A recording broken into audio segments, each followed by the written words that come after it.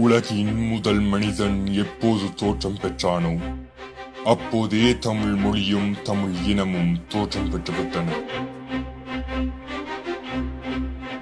உலகின் முதல் மனிதன் தோன்றிய இடம் என வரலாற்று ஆய்வாளர்களினால் கருதப்படும் இடம் கிறிஸ்துவுக்கு முன் 30,000 ஆண்டுகளுக்கு முன்பு பாண்டியர்களின் ஆட்சியில் குமரிக்கண்டம்.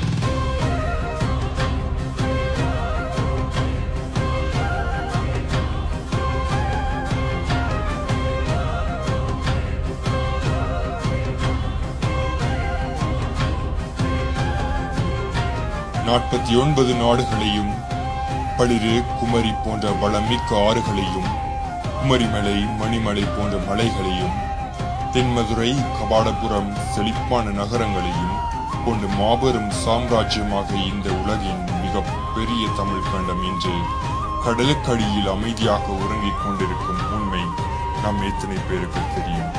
இன்று தனித்தனி நாடுகளாக உள்ள இந்தியாவின் கன்னியாகுமரி, ஆஸ்திரேலியா, தென் அமெரிக்கா போன்ற நாடுகளை இணைத்தவாறு இருந்த இடம்தான் குமரி கண்டம்.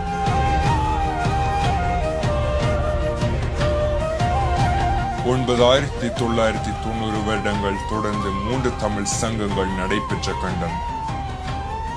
பரிபாடல், பேரதிகாரம், களரிவிரை அகத்தியம், தொல்காப்பியம், பூத புராணம், அகநானூறு, புறநானூறு, நாலடியார், திருக்குறள் போன்ற நூல்கள் இயற்றப்பட்ட கண்டம் பிற்காலத்தில் ஏற்பட்ட கடல் கோளினால் முற்றாக அழிந்து போனது.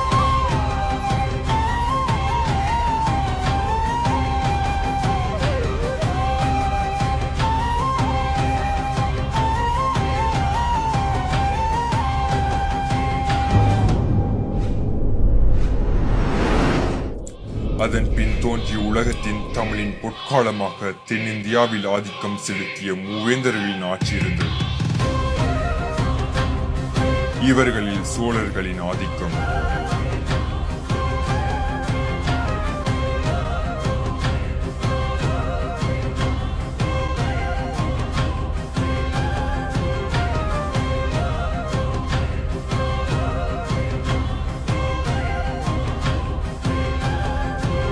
ராஜராஜ சோழன் மற்றும் அவனது மகனான ராஜேந்திர சோழன் ஆகியோரது காலத்தில் மத்திய இந்தியா, ஒரிசா மற்றும் வங்காளத்தில் சில பகுதிகள் வரை கூட பரவி இருந்தது.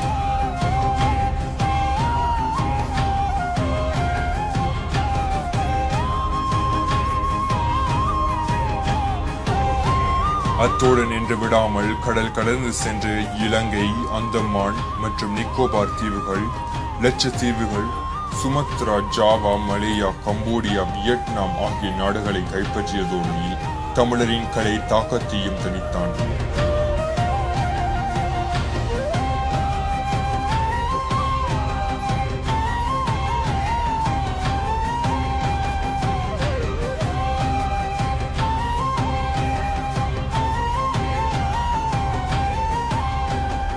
அதற்கு உதாரணம் தான் கம்போடியாவில் உள்ள அங்கோர் வாட் என்னும் கோவிலாகும்.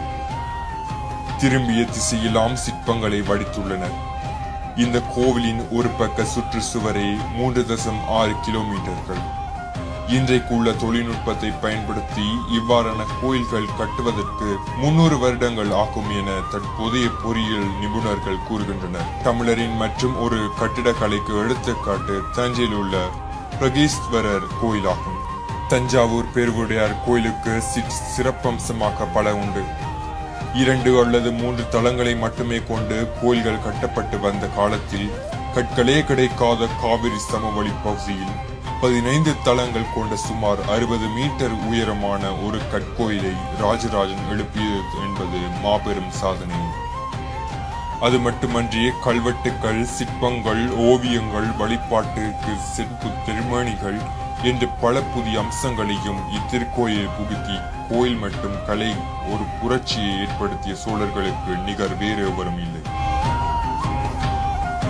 இவ்விரு கட்டடக்கலையும் தமிழர் செய்த அதிசயம் என்றே கூறலாம். உணவையே மருந்தாக உட்கொண்டான் ஆதி தமிழன். பல சித்தர்கள் காடு மேடு எல்லாம் அலைந்து திரிந்து தன்னுடைய சித்தின் மூலம் உணர்ந்த அரிய பழைய பொக்கிஷங்களை சித்த மருத்துவமாய் பல 100 தலைமுறைகளும் வகையில் எந்த விதமான பின்விளைவுகளையும் உடலுக்கு ஏற்படுத்தாமல் நோய்களை குணப்படுத்தும் சித்த மருத்துவமாய் உலகுக்கு அளித்தனர். இந்த அவசர உலகில் நாம் எல்லாம் உடனடி தீர்வை நாடி உடலுக்கு வேண்டப்படாத ரசாயன பொருட்களை உடலுக்கு செலுத்தி தீர்க்க முடியாத பின்விளைவுகளை நமக்கு நாமே திட்டத்தின் மூலம் விலை கொடுத்து வாங்குகின்றோம்.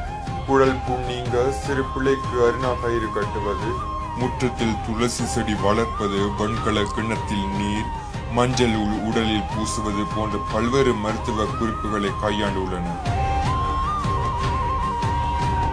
கோல் உதவி இல்லை, தொலைக்காட்சிகளின் துணையும் இல்லை. ஆனாலும் 12 மாதங்கள் கால நீடிப்பினை அறுதிட்டு கூறியுள்ளனர் நம் பண்டைய தமிழர். 16ஆம் நூற்றாண்டில் வாழ்ந்த ஐரோப்பிய விஞ்ஞானியான நிக்லாஸ் கோப்பர்னிக்கஸ் சூரிய மையம் மாதிரி கொள்கையினை முன்வைத்தார். ஆனால் அதற்கு பல ஆயிரம் வருடங்களுக்கு முன் இந்த கோவில்களின் சூரிய மையமாக வைத்து நவக்கிரக வழிபாடுகள் நடைபெற்றன. ஆதி காலத்தில் கோவிலை விட பெரிய கட்டிடங்கள் இருக்காத காரணம் கோவில் கோபுரத்தின் மேல் உள்ள கலசங்கள் தான். இவைதான் அக்காலத்தில் இடித்தாங்கிகளாகி இருந்தன. இது கோவிலை சுற்றியுள்ள 75 கிலோமீட்டர் வரை இடி தாக்காமல் காக்கும். பல கோடி செலவு செய்து 8 ஆண்டுகளாக ஆராய்ச்சி செய்து சிதம்பரம் நடராஜர் கால் பெருவிலையில் தான் மொத்த பூமியின் காந்த மையப்புள்ளி இருப்பதாக உலக நாடுகள் கண்டுபிடித்துள்ளன.